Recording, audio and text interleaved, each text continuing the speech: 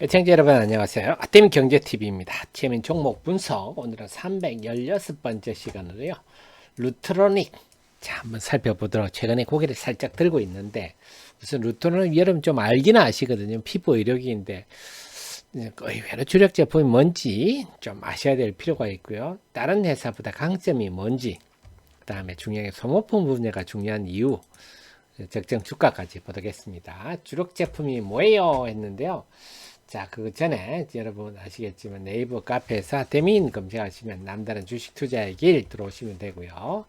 거기서 제 데일리, 장중 속보, 뭐 종목 리포트, 업종 테마 분석 다 찍었으니까 참고하시면 되겠습니다. 루트로닉을 한번 살펴볼까요?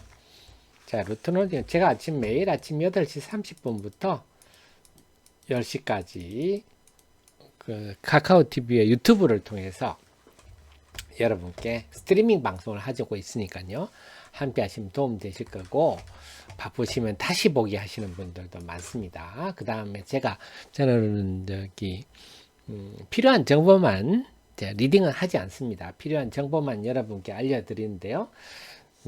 네, 531분이 있는 하태미 주식사랑방 2기방 요걸 찾아 들어오시고요.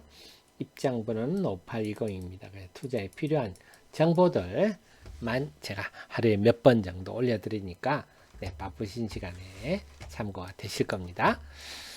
자, 루트로닉이 그러면 뭐하는 회사인가요 하는데요. 주력 제품을 한번 보시겠습니다. 네, 피부 의료기기인데 이 회사는 기본적으로 레이저를 아주 잘 다루는 회사입니다. 레이저 그 다음에 고주파 이 두 개가 좀 기본이고요. 그 외에 EMS라든지 하이프는 여러분 좀 기억나시죠? 네, 클래시스 상장사 클래시스가 하이프죠. 네.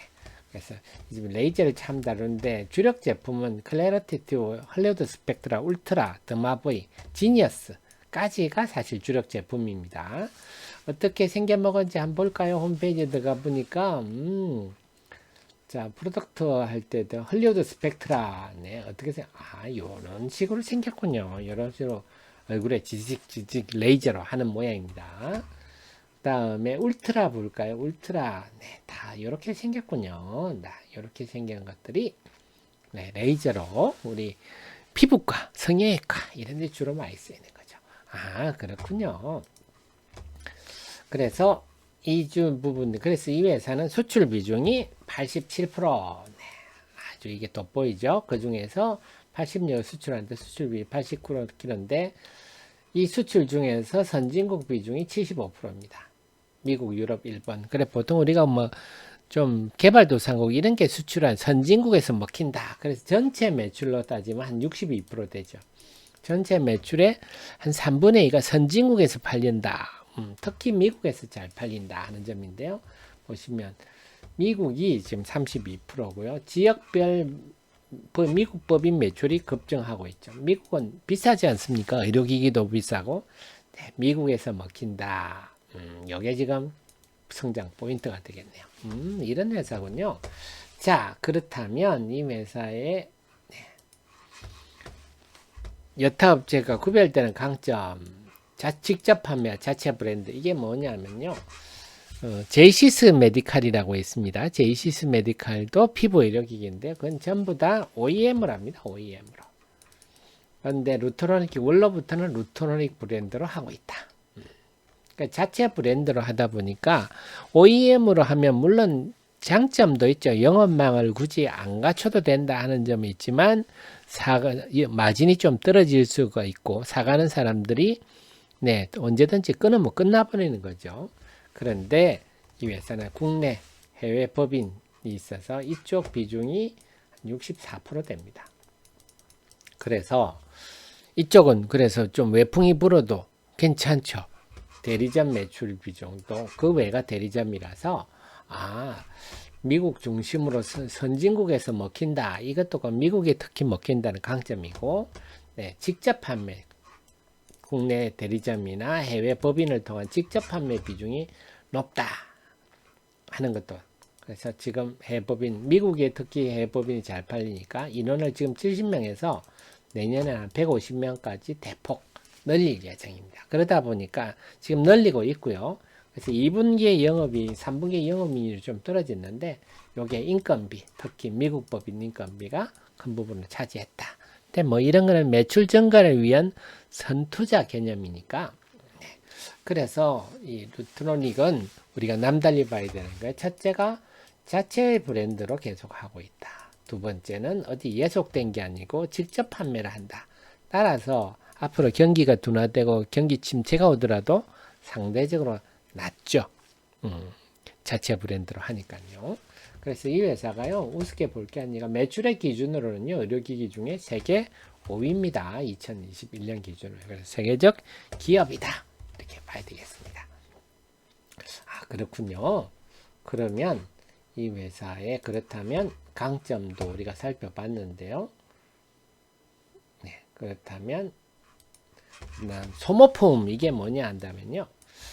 여러분 좀 클래시스 같은 경우는 자, 이 회사 소모품 부분을 제가 밑에 적어놨는데요. 네, 소모품이 이제 뒤늦게 좀 늦었죠. 뒤늦게 이제 소모품이 필요한 장비들로 쭉 나갑니다. 그래서 지금은 매출의 기준 소모품 비율 5%밖에 안 됩니다.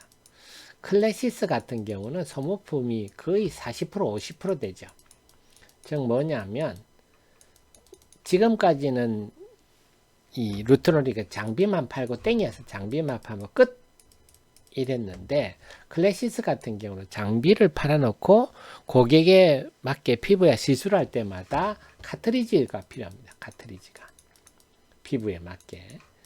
그러니까 한마디로 말하면 클래시스가 영업은 잘했죠. 코카콜라처럼 냉장고를 먼저 주고 냉장고 이게 장비죠. 그 안에 콜라를 계속 공급하는 콜라 이게 네, 카트리지죠. 이런 영업을 해와서 아주 재미를 보고 있죠. 클래시스가 지금 시가총액 1조가 흘렀죠. 그래서 제품을 참 잘 만드는 루트로닉도 이제는 네, 소모품을 다들 하는 장비들로 하고 있습니다. 그래서 아직은 소모품이 작지만 이제는 장비가 나가는 수준이니까요. 내년에는요 소모품이 상당히 크게 갈 것 같습니다. 그래서 앞으로 중기적으로 이제 소모품 부분을 잘 봐야 되겠습니다. 그렇군요. 자, 그렇다면 마지막으로 그러면 적정 주가 매매 전략에 대한 상대 비교를 해봐야죠. 그래서 저는 항상 제가 여러분 리포트 쓰기 전에 다 분석을 하거든요.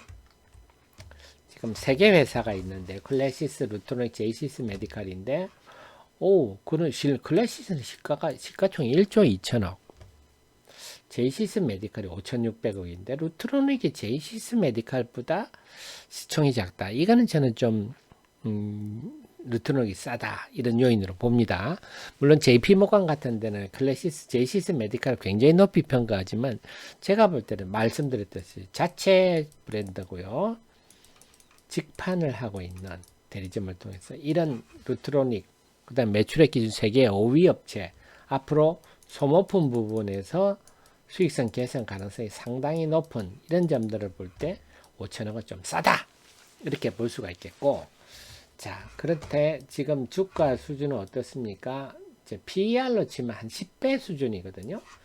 10배 수준이면 원래 예상 주당 순이익이 어떻게 되냐 하면 네, 지금 9월 말 현재 한 2,000원이고 원래 예상 한 1,900원 정도 나옵니다. 그럼 지금 주가 수준이 어떠냐? 지금 19,100원이네요. 그러면 원래 예상 PER 한 10배죠. 그동안에 루트로닉이 시장에서 항상 한 20배 정도 받아왔는데 10배면 상당히 저평가 받고 있다. 이렇게도 말할 수가 있는데 문제는 올해 주시장이 너무 IMF급입니다. 그래서 지금 주시장이 IMF급이라서 주식을 좀 중기적으로 보유하십시오. 이런 말씀도 참 드리기 힘들고요. 그 다음에 PR이 너무 낮습니다. 이런 말씀도 드리기 힘들어요. 왜? 다른 주식들도 다 매우 낮거든요. 심텍이나 LX세미콘이나 다른 것도 다 낮기 때문에 PR이 10이라서 낮아요. 이런 말은 못 드리겠어요. 평소 같았으면요. 매우 낮습니다. 이렇게 말씀드리겠는데 그래서 평소 같으면 한 2만원 밑은 상당히 편안한 가격입니다. 이렇게 말씀드렸을 거예요. 주식시장이 이렇게 나쁘지 않았다면. 주식시장이 나쁘니까 한때 15,000원까지 떨어졌었는데요. 어쨌거나 제가 볼 때는 지금 PER 10배 수준이니까 좀 낮은 편이다 하는 것은 좀 분명하고 주가 흐름상 볼 때는 한 18,000원 내외 정도는 바닥권이다 이렇게 말해도 될 것 같아요. 한 2만 원 밑은 좀 만만하다 이렇게 말하는 게 뭐 현실적인 얘기고요.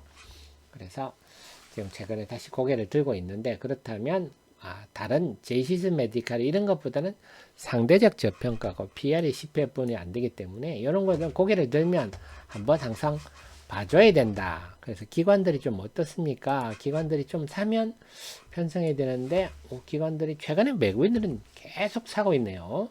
기관들은 계속 팔다가 기관들이 드디어 순매도가 멈췄다.